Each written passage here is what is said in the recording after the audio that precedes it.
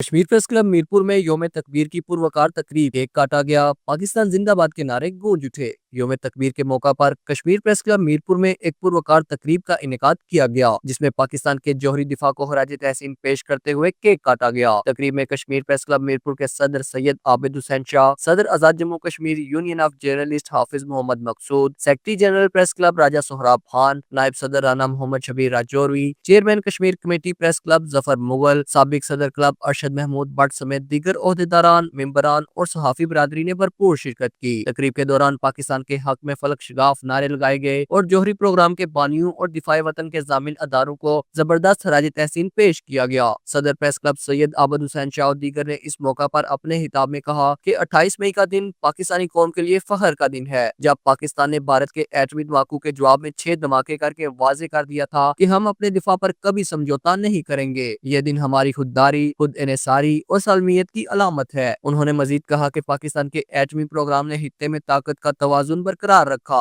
और दुनिया को ये पैगाम दिया कि पाकिस्तान एक पुरअमन और मजबूत मुल्क है। तकरीब के एहतताम पर पाकिस्तान की सलामती, तरक्की और इस्तेहकाम के लिए खसूसी दुआ की गई। शुरका ने इस अज़म का अदा किया कि वो वतन अजीज के दिफा, यकजहती और खुशहाली के लिए हमेशा मुत्तहिद रहेंगे। उसामा हिजर, JK न्यूज़, मीरपुर, आजाद कश्मीर।